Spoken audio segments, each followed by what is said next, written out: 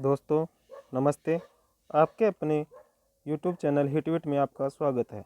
दोस्तों हम लेके आपके लिए आरआरबी एनटीपीसी व एसएससी के प्रीवियस ईयर क्वेश्चन पेपर की सीरीज। ठीक है दोस्तों, चलते हैं आज के पहले क्वेश्चन की तरफ। भारतीय संविधान को अंगीकृत किया गया था। ए 26 जनवरी 1950, बी 26 जनवरी 1949, सी 26 नवंबर 1949, डी 31 दिसंबर 1949।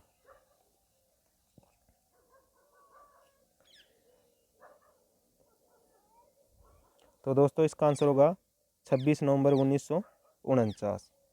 ठीक है दोस्तों, चलते हैं अगले क्वेश्चन की तरफ। और दोस्तों हर क्वेश्चन के बाद आपको ऑप्शन बोलने के बाद 5 से 7 सेकंड मिलेंगी, उसमें आपको अपना ऑप्शन चूज करना है और लास्ट में कमेंट बॉक्स में कमेंट बताने हैं कि आपकी कितने में से कितने बने, और नेगेटिव मार्किंग नहीं है। ठीक है दोस्तों, चलते हैं। निम्नलिखित में से किस देश का सबसे बड़ा लिखित संविधान है? ए रूस, B Britain, C America, D Bharat.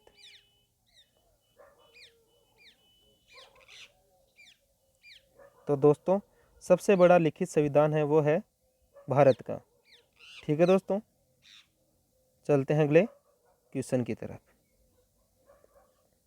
निम्नलिखित में से कौन सा अनुच्छेद 26 नवंबर 1949 को लागू हुआ था?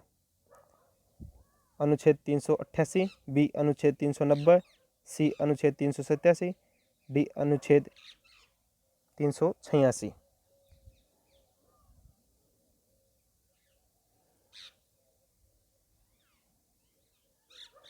तो दोस्तों इसका आंसर होगा ए 388।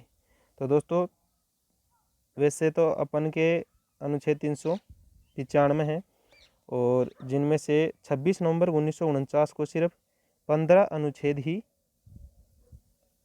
प्रस्तावित या लागू किए गए थे, और बाकी शेष अनुच्छेद हैं वो किए गए थे 26 जनवरी 1950 को। ठीक है दोस्तों, तो ये उनमें से 15 में से थे एक था 388। ठीक है दोस्तों, चलते हैं अगले क्वेश्चन की तरफ। भारत का संविधान है ए संघात्मक, बी अर्धसंघात्मक, सी एकात्मक, डी अध्यक्षीय।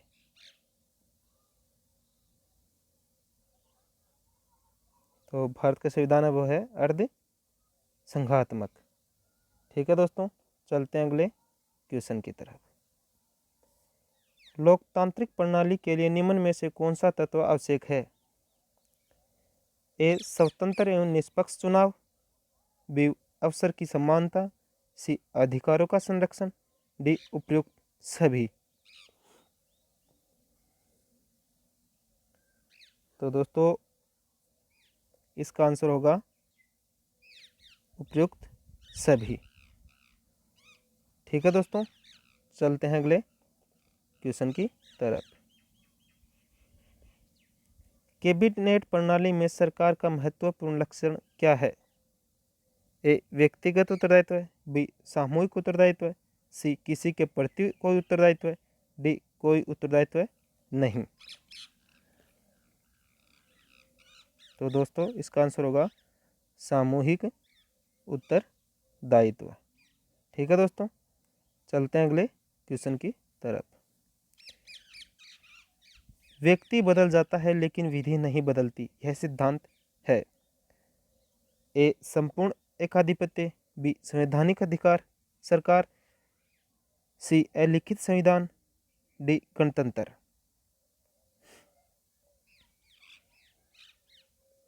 तो दोस्तों इसका आंसर होगा संवैधानिक सरकार। ठीक है दोस्तों, चलते हैं अगले क्वेश्चन की तरफ। निम्नलिखित में से किसने सिद्धांत और व्यवहार में बहुत बड़ा अंतर होता है? अध्यक्षीय शासन प्रणाली, बी फांसीवादी शासन प्रणाली, सी संसदीय प्रणाली, डी समाजवादी शासन प्रणाली। तो दोस्तों इसका आंसर होगा संसदीय शासन प्रणाली। ठीक है दोस्तों, चलते हैं अगले क्वेश्चन की तरफ। भारतीय संविधान में मूल अधिकार को किस देश के संविधान से लिया गया है? मूल अधिकार हैं वो कहाँ से लिए गए हैं दोस्तों, ये बताना है। ए संयुक्त राज्य अमेरिका, बी ब्रिटेन, सी सोवियत रूस, डी इनमें से कोई नहीं। तो दोस्तों इसका आंसर होगा संयुक्त राज्य अमेरिका, यूएसए। मूल अधिकार, फंडामेंटल राइट्स वहीं से लिए गए हैं। ठीक है दोस्तों, चलते हैं अगले क्वेश्चन की तरफ। संविधान के अनुसार भारत के राष्ट्रपति की शक्ति निम्न में से किसके समान है? ए ब्रिटेन के राजा, बी अमेरिका के राष्ट्रपति, सी पाकिस्तान के राष्ट्रपति, डी फ्रांस के राजा। मतलब भारत का तो जो राष्ट्रपति है वो किसके बराबर होगा, इनमें से किन की शक्तियों के बराबर होता है? तो दोस्तों इसका आंसर होगा ब्रिटेन के राजा। ठीक है दोस्तों, चलते हैं अगले क्वेश्चन की तरफ। भारत के बजट किस वायसराय के काल में लागू किया गया था? ए कैनिंग, बी डलहौजी, सी रिपन, डी एलिगन।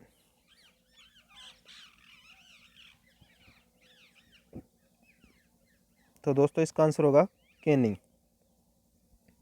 ये 1860 में लागू करवाया गया था और जो भारत का बजट है वो पास किया था जेम्स विल्सन ने। ठीक है दोस्तों, और वायसराय मतलब किस वायसराय से लागू था, वो था कैनिंग के टाइम पीरियड में। ठीक है दोस्तों, चलते हैं अगले क्वेश्चन की तरफ। कैबिनेट प्रणाली और सामाजिक उत्तरदायित्व में किसका योगदान है? ए आयरलैंड, बी अमेरिका, सी भारत, डी ब्रिटेन।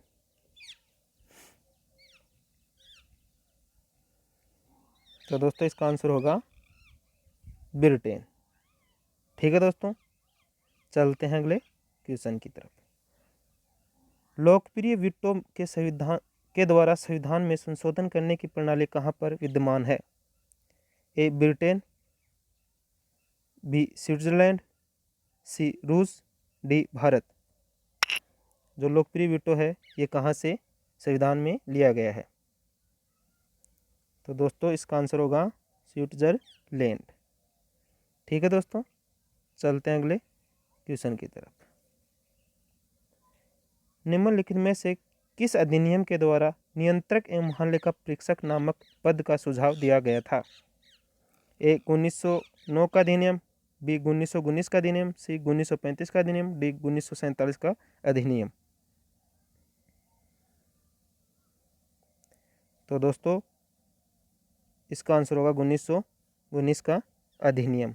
और ये दोस्तों नियंत्रक एवं महालेखा परीक्षक है, ये है अनुच्छेद 148 के अंतर्गत आता है। ठीक है दोस्तों, चलते हैं अगले क्वेश्चन की तरफ। भारत की संविधान सभा को किस योजना के द्वारा गठित किया गया है?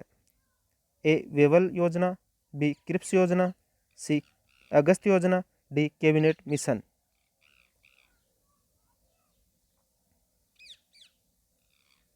तो दोस्तों इसका आंसर होगा कैबिनेट मिशन। ठीक है दोस्तों, चलते हैं अगले क्वेश्चन की तरफ। निम्नलिखित में से किसके द्वारा संविधान में उद्देश्य संकल्प लाया गया था? ए जवाहरलाल नेहरू, बी किरण देसाई, सी के नटवर सिंह, डी के एम मुंशी। तो दोस्तों उद्देश्य संकल्प लाया गया था, वो लाया गया था जवाहरलाल नेहरू के द्वारा। ठीक है दोस्तों, चलते हैं अगले क्वेश्चन की तरफ। संविधान सभा राष्ट्रगान कब अपनाया? ए 24 मई 1949, बी 12 नवंबर 1949, सी 24 जनवरी 1950, डी 24 जून 1950।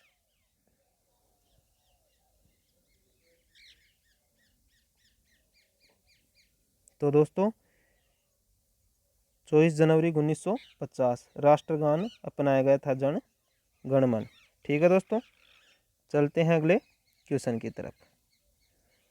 तो दोस्तों वीडियो को लास्ट में लाइक ज़रूर करना और चैनल को सब्सक्राइब करना जिन्होंने सब्सक्राइब नहीं किया है। और आज के सेशन का अपन का ये लास्ट क्वेश्चन है, लोकप्रिय प्रभुसत्ता क्या है? ए जनता का प्रभुत्व है, बी जनता के प्रतिनिधित्व का प्रभुत्व है, सी न्यायपालिका का प्रभुत्व है, डी विधायिका का प्रभुत्व है। तो दोस्तों इसका आंसर होगा जनता के प्रतिनिधित्व का प्रभुत्व है। ठीक है दोस्तों, तो अपन आज का सेशन यहीं पे ख़त्म करते हैं। ठीक है दोस्तों, जय हिंद।